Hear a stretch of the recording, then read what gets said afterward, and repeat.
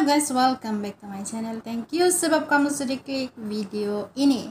Guys, viral sekarang di media sosial ada beberapa cerita. Pertama yang paling menarik perhatian saya ialah yang buat apa itu?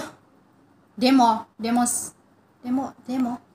Panggil apa itu Yang macam berarak di jalan raya itu, yang dorang berjoget-joget sambil bawa mayat, dorang pegang jenazah itu. Apa dorang tidak pergi kerja jadi penggali kubur? Sekarang penat tau, dorang punya kerja banyak, sebab dorang kena gali kubur banyak dalam masa sehari, bukan satu, bukan dua, untuk dikorek dalam sehari. Buat macam hal jenazah itu satu yang boleh dibuat begitu, entahlah, susah macam apa lah. Kamu paham je perasaan saya, Pak? Kalau kamu pegang jenazah lepas tu semata-mata untuk mau kasih turun kerajaan sekarang kan. Saya ada soalan lah, kalau tiba-tiba menteri kita bertukar hari ini, hilangkah ini COVID hari ini? What I'm saying is, saya tidak kisah kamu punya politik, kamu sokong siapa. So, saya memang sentiasa di tengah, guys. Saya di tengah. Tengok pandai gelap-gelap kamera saya. Oke, sini. Oke.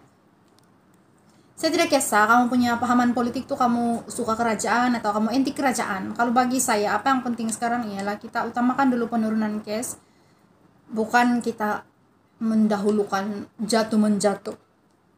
ataupun rampasan kuasa. Kenapa sibuk mau buat rampasan kuasa sekarang? Kenapa dulu masa awal COVID masuk tuh, yang tahun 2020, masa bulan 2, bulan 1 itu, kenapa kamu tidak tutup pagar Malaysia? Kenapa pagar dibuka? Lepas itu ada lagi satu statement sebelumnya, dia bilang mustahil lah yang kena COVID-19 masuk di sini.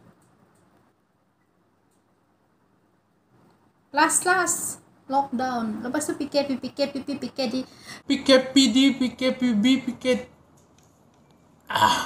banyak PKP guys. Jadi tunggulah. Bukan saya seorang yang stres, ramai orang stres tentang hal PKP, ini semua. Next ialah isu tentang Siti Nordiana mau sama Silang Solo sama Syura. Yang kita, kalau yang kamu yang sebaya-baya saya kan, mesti kamu ingat si Syura dulu dengan si Siti Nordiana ialah macam buddy yang muncul sama-sama di dalam industri bidang nyanyian. Jadi diorang macam sisters yang sama-sama maju, ataupun sekarang macam apa? Kasih bagus tanpa duduk saya, oke? Nampak pula lutut. Tak sopan, anak gadis tidak macam itu ya kan? Oke. Yang sebenarnya kalau dari sudut pandang kita akan rasa macam si Nana ini kan ambil peluang betul mau kaya. Dia senang saja, dia sama-sama orang kaya terus dia kaya. Dia bilang, tapi kamu pernahkah berada di pihak yang kamu ialah mangsa satu keadaan fitnahan? Jadi sebenarnya si Nana ini dia kena fitnah oleh Syura dan Lan. Dia bilang lah, si Nana klaim dia difitnah.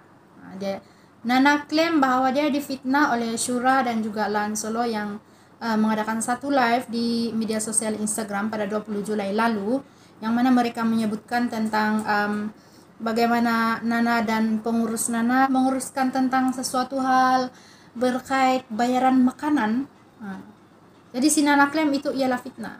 So, si Nana minta dorang buat permohonan maaf dalam masa 24 jam, tidak dilakukan, jadi terus kena proses saman lah.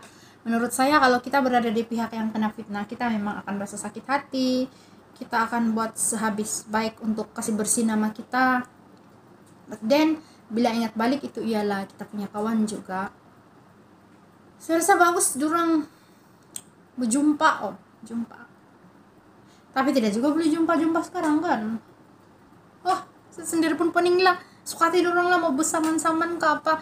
Pengajaran dia di sini, kita jangan main hambur sajalah cakapkan. Ada bagus kalau masa itu orang bawa si Nana live, jadi orang boleh tanya di sana supaya tidak bilang konspirasi memfitnah. Tapi kalau bila dorang saja lepas itu yang dorang cakap tiada di sana, itulah mungkin yang buat keadaan itu menjadi sebagai rakan sama-sama fitnah. Dia bilang lah, saya tidak tahu lah pandangan saya begitu. Next, Next kita ada isu masih tentang kerajaan. Ada satu artis, dia buat report polis sebab dia dapat DM. Kamu tahu DM kan? Yang direct message itu yang di Instagram, yang memaki Hamun, mengeluarkan kata-kata kesat terhadap Perdana Menteri kita, yang amat berhormat Tan Sri Muhyiddin Yassin. Dia cakap dalam bahasa yang sangat tidak bagus seperti ini. Saya ada screenshot untuk kamu. Kamu paham juga dia punya inti. Bagi saya kan, kita pikir dari sudut manusia sajalah. Kalau itu ialah kita punya atau itu ialah bapak kita, apa perasaan kita kalau orang cakap begitu terhadap orang tua kita? Jadi sekurang-kurangnya walaupun kita tidak menghormati ataupun kamu, kita pula, saya tidak begitu. Kalau kamu tidak menghormati, atau kalau anda lah kan, kalau anda tidak menghormati Perdana Menteri kita, at least anggap dia sebagai seorang manusia. Coba tanya betul-betul hati kamu nampak betul dia kejam kah? Kamu tengok betul-betul, tengok pakai mata hati kamu. Kalau kamu rasa dia kejam, at least hormati dia sebagai manusia. Sebenarnya tidak rugi tahu kita hormat orang lain sama kita hormat manusia lain. At the end of the day, apa yang kita buat pada orang akan balik pada kita. Kalau di dalam kepercayaan Buddha atau Hindu mungkin dipanggil karma.